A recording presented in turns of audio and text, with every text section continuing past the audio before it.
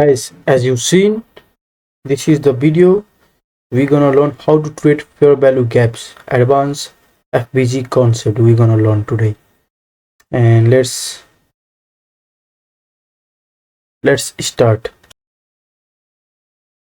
So, today our topic is about FVG. What does FVG mean? Fair value gap, which is referred to as SMC or SMC in ICT.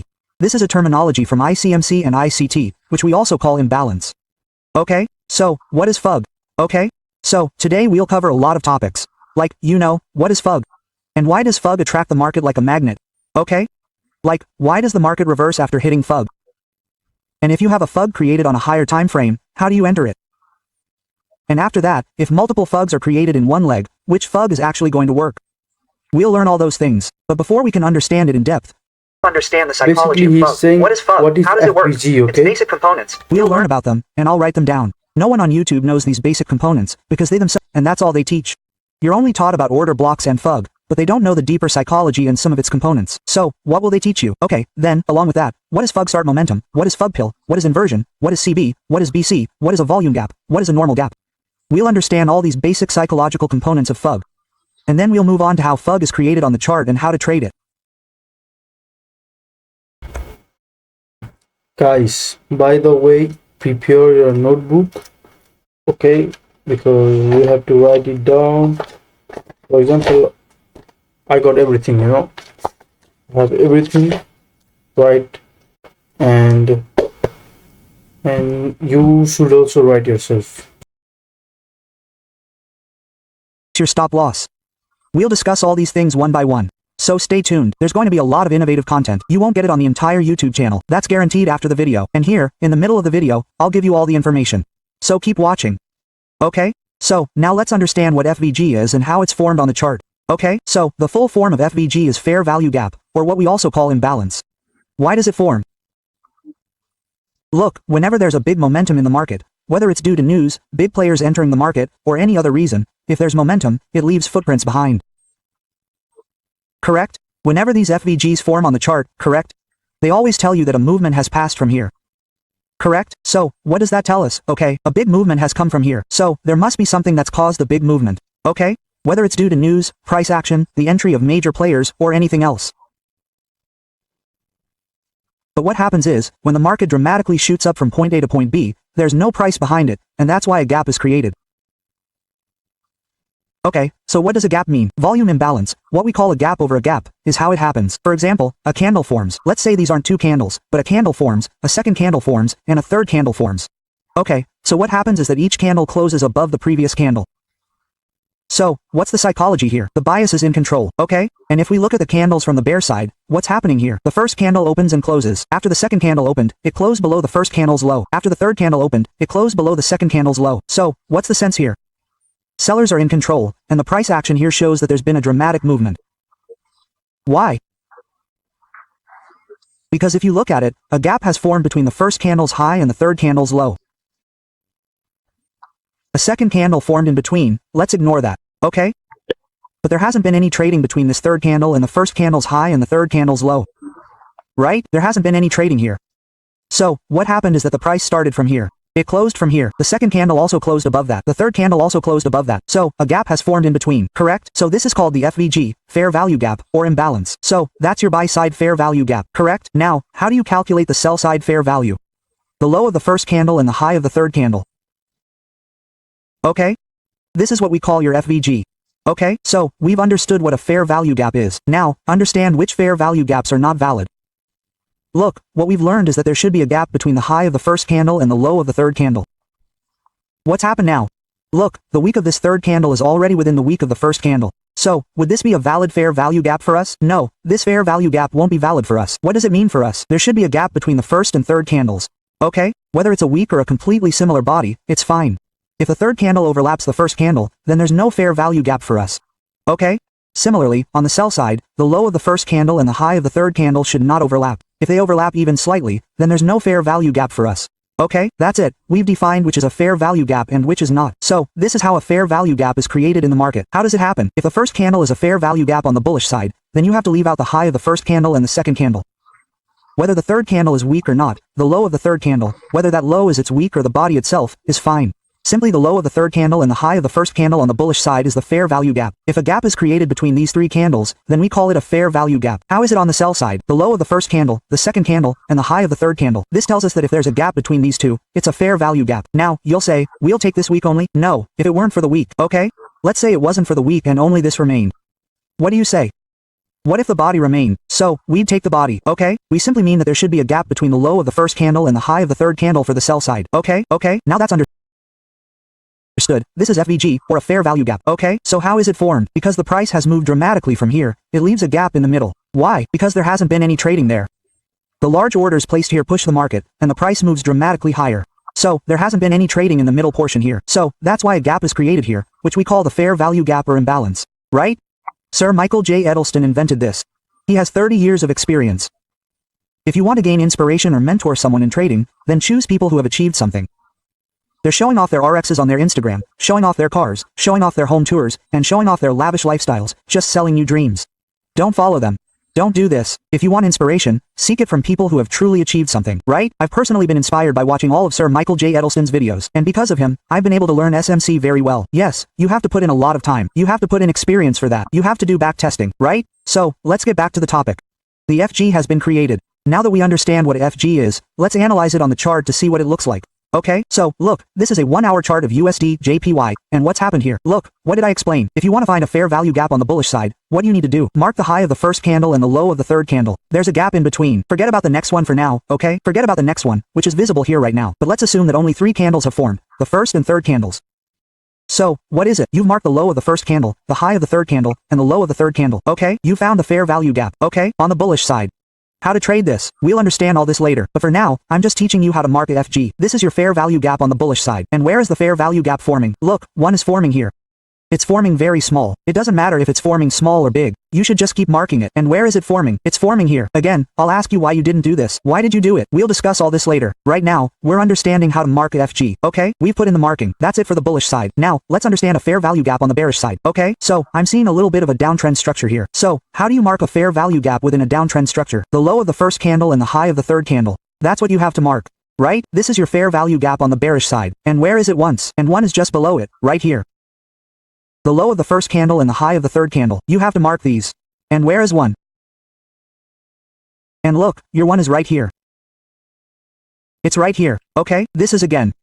So now you know how to mark a fair value gap. Okay? Now let's understand why a fair value gap acts like a magnet in the market. Okay? Now you all know that the market runs on only 2 things, liquidity and the fair value gap. The market runs on only these 2 things. I'm not saying this, brother. Sir Michael J. Huddleston, the creator of SMC and ICT, says this himself. The market runs on only 2 things, liquidity and fair value gap. Okay, why? Because a fair value gap is itself a liquidity. And because there's no trading there. When the price shoots up from here, the market is attracted to the fair value gap. Why? Because there are pending orders there. So, the market definitely comes to fulfill them. So, the fair value gap itself is a liquidity factor. Right? So, that's why the market is mostly attracted to the fair value gap, right? You've seen that a fair value gap has formed, right? Let's assume that there's a fair value gap here. The market had run up from here. Why does the market come back here after reaching here? Why doesn't it return from here? No, because the fair value gap itself is a liquidity factor in the market, and the market comes to take that liquidity, and then the market reverses from here, right? After taking the fair value gap, right? So, the market is attracted to the fair value gap like a magnet. And after hitting that zone, it reverses from there. Okay? Now let's understand why the market reverses after hitting the fair value gap or after it reaches the fair value gap. Okay, so let's understand this a little. For this, I'll explain the psychology. 1 second, look at this. Let's say this is point A. The price has moved dramatically from here to here. Okay, so someone has placed a buy here. Okay, some large orders are placed here. Let's say their order quantity is 100,000 here. 100,000 orders are placed here. What happens here? What happens when a large quantity suddenly arrives here? Let's say they bought at this price. Suppose a big player decided to buy 100,000 quantity at 10 rupees. What happens? For 100,000 orders to suddenly be punched in at 10 rupees, you need to have the same psychology I told you. If there's a seller, there needs to be a buyer as well. So, if there's a buyer, there needs to be a seller, right? If I want to buy 100,000 quantities here at 10 rupees, then I need an order from that person. Correct? I need 100,000 orders for selling. I can only buy if someone is willing to sell for 10 rupees. If no one sells, how can I buy at 10 rupees? So, what happens when a large quantity suddenly arrives in the market? The price shoots up, right? All the other orders go unfulfilled. Let's say there are 100,000 orders, and 400 to 500 of them are fulfilled here. Orders go into pending, right? So, because of this price shoot up, no one will buy at that high level right now because the larger orders are placed below, and there are also pending orders from big players. Correct? So what happens here is that the price comes back to pick them up. It comes back to fulfill the pending orders, and when these pending orders are fulfilled, the price again gains sharp momentum. Why? Because after suddenly reaching that zone, the pending orders, let's say there are 100,000 orders. Out of 100,000 orders, 500 orders have already been fulfilled, and 50 orders have just arrived and been fulfilled. So the price will get a boost from here again. And secondly, the psychology here is that everyone knows the supply and demand zone, support and resistance. So this momentum has developed here. So everyone knows that if it comes back here, then momentum will be gained here. Retail traders also enter here, and because of them, the price gets a significant push, and the market even rises above its previous high. Or, let's say, after the fair value gap is tapped, or after orders are fulfilled in that zone, the market reverses. Okay, so, this is market psychology. After the fair value gap is tapped, or after reaching the fair value gap zone, the market reverses. Okay, let's consider this example on a chart. This is a 1-hour chart of USD JPY. What did I do here? I saw an order block here. Sorry, the fair value gap was visible here. I marked it. What happened now is that the price created a fair value gap here, okay? And the price moved up, okay? When the market price came back here, it reacted once again. And when it came a second time, it reacted a second time, okay? And are you seeing the price momentum? There was a fair value gap here. What did the market do here? It tapped the fair value gap. And you can look at the momentum in the market, okay? There was such a huge momentum, okay? So which fair value gap to take? Which one to take? I'll explain it to you in detail. There was a fair value gap here. The market tapped above the fair value gap. And look at the momentum, okay? So this is the market momentum after tapping the fair value gap. Okay, now that's the buy side. Now let me explain a little bit about the sell side. Let me explain to you the fair value gap, how it works, and how you see a significant reaction when tapped. Okay, for example, this is a 1-hour chart of the USD JPY. What happened here? This is the first candle, the second candle, and the third candle. The low of the third candle, the low of the first candle, and the high of the third candle. What happened on the selling side? First, we did a breakdown, tapped the fair value gap, and then went down again. Okay, with a good amount of momentum, we got a pay down here, and then a sharp fall. Okay, so, this is how the market reverses after tapping its fair value gap or reaching that zone. Now, where should we enter? We'll also understand its basic components. But before that, let's understand a little about what consequential increment is. What is the psychology of a fair value gap? We've understood that. What is FG start momentum? What is field momentum? What is BC? What is CB? What is inversion? What is an inverse fair value gap? What is a volume gap? We've understood all of this. Look, there are 3 basic components of a fair value gap. Let's say this is your fair value gap, okay? So, the upper part is what we'll call the FG start on the bullish side. Okay, on the bullish side, it's the FG start. Okay? This middle line is what we call CE. Okay? Let me put its full form in, consequent encroachment. Okay? And the bottom line is what we call the FG field. Okay? I'm talking about this bullish side. That is, when the market is in a bullish trend. Okay?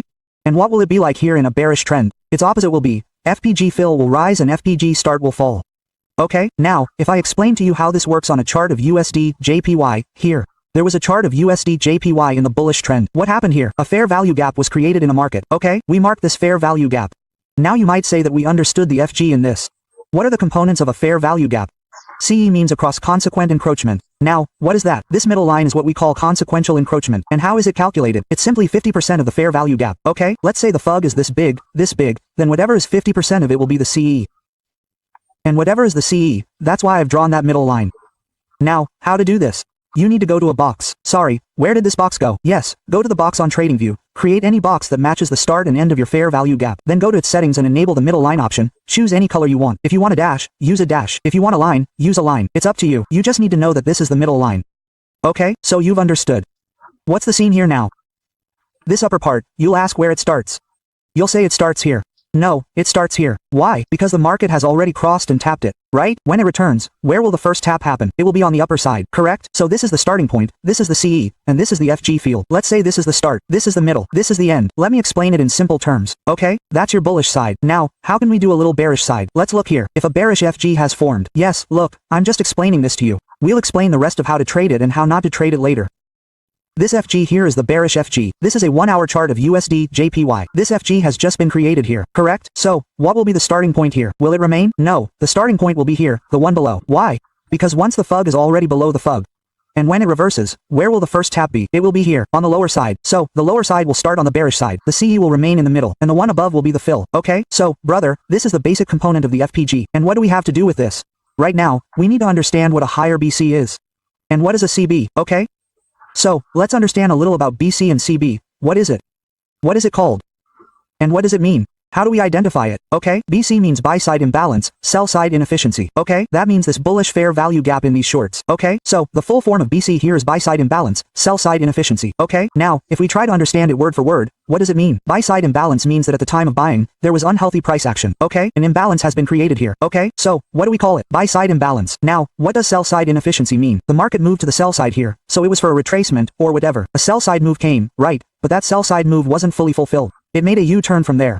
That's inefficiency, right? So, this is what it means. Buy-side imbalance, sell-side inefficiency. That's your understanding of the buying side. Now, let's understand the selling side. What does CB mean on the selling side, and how? Now, for example, we have created a fair value gap on the sell side. So what do we call this fair value gap on the sell side? CB. What does CB stand for? Sell side imbalance, buy side inefficiency. Okay, if I get the spelling of inefficiency wrong, understand it, because I don't even have a spell checker on here right now, and I'm a 5th grade failure. Okay, so, look here, understand the deeper meaning of sell side imbalance and buy side inefficiency. Let's understand it word for word. Sell side imbalance, you already know from the name. Unhealthy price action on the selling side has created an imbalance. Imbalance balances the imbalance, okay? I'm not saying this, it's also used by Sir Michael J. Heddleston. He keeps saying in his ACM to ICT that the market always tends to balance its imbalance. Okay, so, a sell-side imbalance has been created here. Correct. That means a sell-side FUG has been created. So, this created situation is what we'll call a sell-side imbalance. What happens next? What needs to happen to create a sell-side imbalance? Buying occurs. That is, a pullback occurs. But does that buying completely cover it? No. So, what happens is that this buying remains incomplete and takes a U-turn. So, what happens? There's an inefficiency on the buy side. That means the buying side wasn't fully fulfilled. The end return veered towards the halfway point, towards IFG, right? So, this is what happens, brother, buy-side imbalance, sell-side inefficiency, and sell-side imbalance, and buy-side inefficiency. The full form is BC and CB. Okay, so, did you understand that much? Now we'll understand what an inversion is. It's the inverse of the fair value gap, okay? After that, I'll explain where to enter, how to trade on higher time frames, and how to trade the FG. But first, understand the basics because they're important. Until you understand them, nothing will be of any use, okay? So, let's understand what an inversion is. Look, inversion means that whenever the market creates bullish candle forms here. Okay? A bullish candle forms here, and what happens is that the market again forms a selling candle. So, what's our point about the FG at S? The market should tap the FG and reverse the FG, correct? But what did the market do? The market filled the FG. What should the rule be for the S at S? When the market creates an FG here, what should the market do? It should tap the FG, and from there, you should see momentum in the market, correct? But let's say it doesn't happen that way. What does the market do? It closes below the FG, so what happens? This is called inversion. Right? What does that mean? The market has failed this FG. Right? This FG has failed this FG. So what is it called? Inversion. And what does it become? After inversion, it becomes an inverse fair value gap. What does that mean? Until now, it was a fair value gap on the buying side and the bullish side, as long as it was closing above it, correct? But when it closed below the FVG, it was no longer a fair value gap on the bullish side. We consider it a fair value gap on the selling side and trade it as an inverse fair value gap. So, what? That is, it closed below it. Whenever the selling side taps above this again, we'll sell from here again. Okay? So that's the concept, nothing more. Let's understand this on the chart. Okay? How this inverse fair value gap and inversion happens. Okay? Look, we've got a great example of an inverse fair value gap here. What have we got? Look, an inverse fair value gap has formed on the selling side. Initially, this was an inverse fair value gap. This was a small fair value gap here. What did the market do? The market closed above this.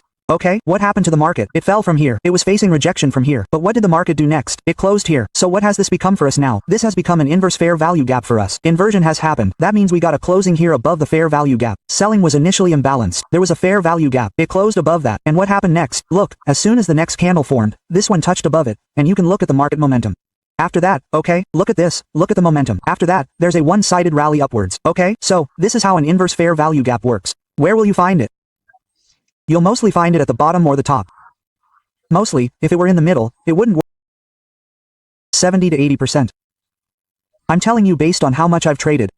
I could be wrong, or it could be based on market conditions. So, you should understand that. We've now fully understood this. The last topic left is what is a volume gap? And how do we consider it? Okay, so, a volume gap is nothing more than a gap, brother. Look, this is what happens. Okay, where there's been no trading. What you're seeing here is that there are more weekly losses here too. This week, this week, this week, or this week. Okay? So, this is called a volume gap, or what is it called? It's called volume voids. Why? Because, look, there are no buyers or sellers here, brother. There are no buyers or sellers here. They did enter, but no one won here. Okay? So, this is where volume voids happen. What does that mean? This also acts as a liquidity indicator for us and acts as a fair value gap. Okay? So, as soon as the market reacts here, there are two types of reactions. Either it respects it or it disrespects it and reverses from there. Okay, what happened here now? The market disrespected this volume gap, closing above it, and the second candle closed below it again. So, what we need to look at here is the market's price action. What is the market bias? What is the end market sentiment? We have to keep all these things in mind. As for how to trade volume voids, we'll learn this in a next dedicated video. The current topic is the fair value gap, but you should have basic knowledge of it. That's why I'm teaching you everything in depth. Look, this lecture is getting very long. I agree, but trust me, I have no interest in making such long lectures. If I wanted, I could just teach you about the fair value gap. This is a gap. It taps on it. The market reverses. I could teach you this and then get you out. But brother, you should know all these things. Okay? So, this is my point. See how dedicatedly I want to teach you. The rest is up to you, whether to study or not. Now, brother, let's come to your favorite topic. Brother, you've given me so much knowledge about this, that happens, that happens, okay? You've understood this, brother, how to trade it. Tell me this, okay? How to trade it, okay? Don't tell me the rest. People say the same thing. Forget the rest. Tell me how to trade, okay? So, how to trade. I'll teach you that too. Look, whenever a fair value gap is forming in the market, okay? First, you have to watch it for 1 second, 1 second. I have to explain a little bit here. The last topic is 1. Having explained that, we'll move on to the entry model. So, we've now understood what a fair value gap, FVG, is. What is a FVG, start FVG, a field inversion, or an inverse fair value gap, a volume gap, and a liquidity void? Again, what is momentum? We've understood all these things. Now, let's see which FVG works. Let's consider this one, okay? It happens like this. Multiple FVGs are created in the same portion, in the same leg, whether on the selling side or the buying side. You might be wondering, which of these FVGs will work? You ask me, which FVG do you think will work? You'll say, sir, this one will work. Why? Because it's the thickest FVG, okay? That means it has the largest gap. So, this one will work. This one won't work. No, it doesn't work like that, okay? Whether the FG is as thin as a line or as large as a FG, both have the same power. You just have to see which FG will work. What do you need to do to see that? Go to your fib retracement tool. Go to the fib retracement tool and apply a fib extension from the point where the movement originated to the full swing leg. And then see that all the FGs below this 0.5 are useful. No matter how many FGs are above that, you shouldn't pay any attention to them at all. What will the market do? It will rise above them. The market will definitely react. It will break back. It will react above this as well and break. The market won't reverse until these FGs below 0.5 are touched. Why? Because this is your discount zone. Right? If you know the doubt theory, you'll know that the market discounts everything. Right? So, what should you keep in mind? Simply put, all the figs below 0.5 of a swing on the zero fib retracement are useful. And you have to trade them. There are rules for this too. Even if there are 2 or 3 figs below 0.5, which one will work? You'll need to see if there are order blocks, breaker blocks, PD arrays below. What's there? What's not? We'll have to look at all of this in the charts in the upcoming discussion. For now, we'll just talk about figs. Okay? So, you understand which figs work for you and which ones don't. Okay? That's it for the buy side. Now, how about the sell side? Do the opposite for the sell side as well. Place a fig from top to bottom. Above 0.5 is called the premium zone. All the figs in this premium zone are useful to you. The remaining fugs in this discount zone are useless to you. Leave them. They'll just trap you. All these traps are smart money traps. They trap new SMC coins by looking at their fug. They react and break them. From here, they react and break them. And exactly where it goes above 0.5, you'll actually see the reaction from there. Okay? I'll take you through this example on a chart. So, let's look at our USD JPY chart again and see the entry module there to see where and how to enter the fug. See, we've understood this. We've understood the entire basics of FG. Now, how do we trade it? See, if a fug is created, we need to wait for the market to come back and touch its fug. If the market comes back and touches the CE level in its FVG, right? This consequent increase, this midline, then first you can create an entry module. Okay, you can create an entry module here that will hit your CE level, and tapping it will allow you to enter directly. This is your first entry module. What will your stop loss be? Okay, your stop loss will be a buffer slightly below the FG. Okay, what will your target be? Nearest high. First, the nearest high. After that, think about your trailing level. Okay, but first, the nearest high, right? So, you've created your entry here, and this TP here is your hit. Your TP is hit in one candle, right? Your TP is out in one candle. So, I'll move it to the side. Okay, what's your second entry? You need to plan your entry, placing a stop loss slightly below the end zone. What target can you set? Nearest high, first target. The first target is always the nearest high. No matter what anyone says, the first target is always the nearest high. You'll have to consider your risk-reward balance. Okay, this is your second entry module. Okay, you understand that, okay? So now we'll understand how to trade a fair value gap on a higher time frame. Okay, so let's move on. I'll show you a 1-hour chart of USD JPY. On this, I'll explain how to trade a fair value gap on a higher time frame. Okay, so this is a 1-hour chart of USD JPY. Here you can see that a very large fair value gap has formed. So, does such a fair value gap fit into our risk management? If it does, that's fine. If it doesn't, then how should we trade it? We've understood all its components. We've understood its rules, where to enter and where not to. Now we'll understand how to trade here on a smaller time frame. Okay, so let's go to a smaller time frame and see where to place the trade.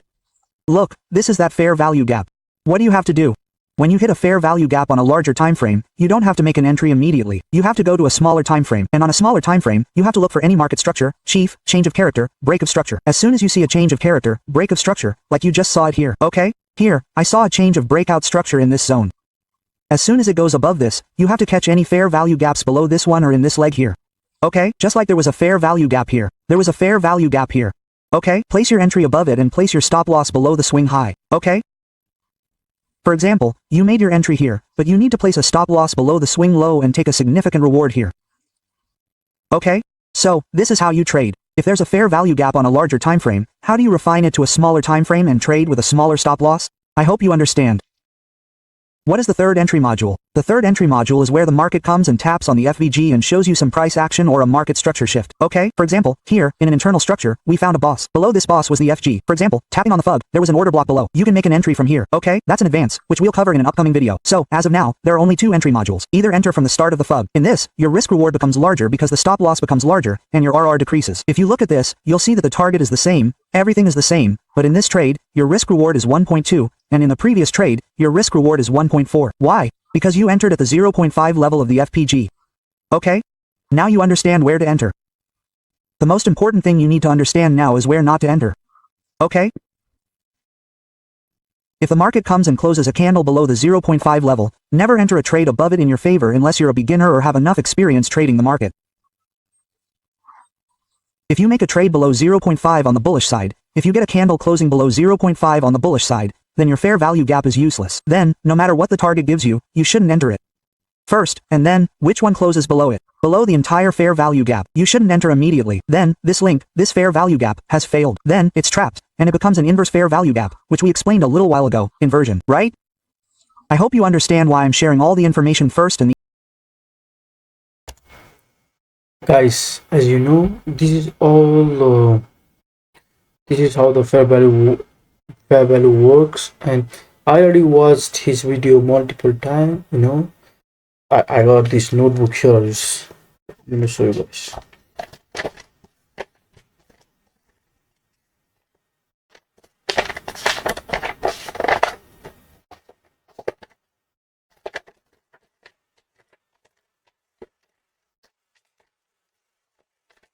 Yeah, I got a bunch of things like bunch of plant. Fair value gaps, for my perspective, fair value gaps doesn't work that much. Fair value gaps, sometimes it works. There are different things like premium zone, discount zone, which we're gonna learn in the future, but that makes sense in premium zone and in discount zone we're gonna learn in future. Guys, that is for today. Today we learned how to trade fair value gaps, advanced FVG concept, and now we will go and see in the chart, like how we can improve in the chart and how to spot fair value gap. Let's go. So we are here in the fair value gap.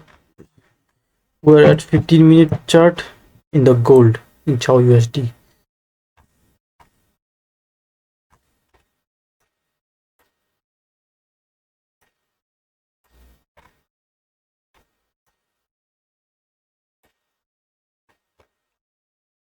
Let's do the method that he said, Fibonacci retracement. Where is Fibonacci retracement?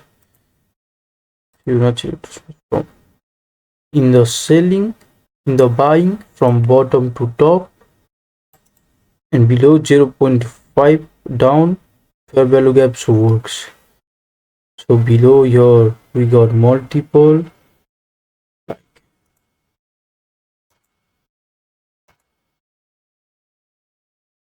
We got here.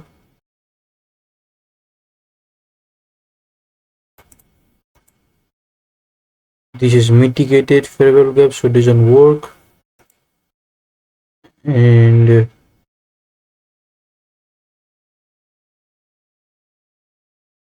another one is this one is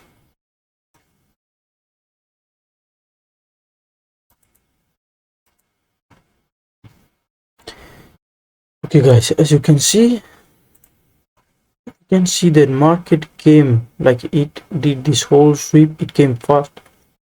It created liquidity like this fair value gap, and just as we did, since this move didn't happen, like if market comes down, maybe it can reverse, but since we only saw this point, we can see that in this FVG market came and it rallied here. It rallied like good amount. So somehow FVG works, at the same time it doesn't work. It's depend on where the FVG is, you know, like for example below 0.5 is premium zone, for like in the when you are buying it's in the discount zone, and up is premium zone. When you are selling, you have to, if you want to put a sell order, you have to see if the market is, the candles are in the premium zone, this above, and when you are buying it has to be in the discount zone, so you can sell in the premium zone. So guys, that is for today chart observation, SMC and trading in the zone by Mark Douglas. Today day 6 we read trading in education, SMC study we did, chart practice we find it, and mindset session throughout the video. Yes, thank you guys for today, day 6 complete, and let's see you guys in day 7.